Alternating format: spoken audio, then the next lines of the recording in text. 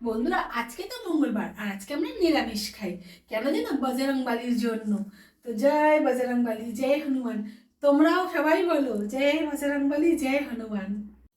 আজকে করবো পনিরের তরকারি, যেহেতু নিরামিষ। আর আমার পনির তো তোমাদের আগেই বলেছি অনেক অনেক ফেভারিট।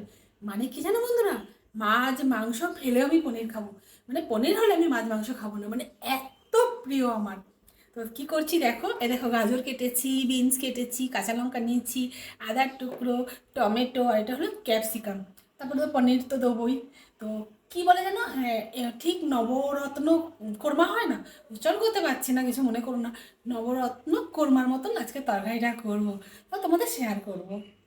তো সবজি তো কাটা হয়ে গেছে, আর পনিরগুলো দেখো এরকম চৌকো চৌকো করে কেটে নিয়েছি। দেখেই তো খেতে ইচ্ছা করছে। খাবো না না, তরকারি করেই খাবো। আজকে যেন আমার সব কিছু প্রিয় জিনিস, বাদামও আমার খুব প্রিয়। তরকারি দিয়ে বাদাম বাটাও দেবো। বন্ধুরা, আমার সব সবজি কাটা তো হয়ে গেছে, তোমাদের তো দেখালাম। সব পিস পিস করে সুন্দর করে এক সাইজে, একটু ছোট ছোট সাইজের সব কেটেছি আমি। আর পনিরের টুকরোগুলো ছোট ছোট করে কেটে নিয়েছি।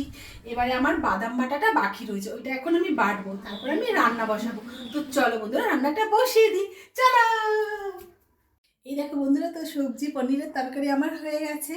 তোমরা দেখো কেমন লাগছে, দেখতে দেখতে এত সুন্দর লাগছে, তো খেতে কত সুন্দর লাগবে বলো।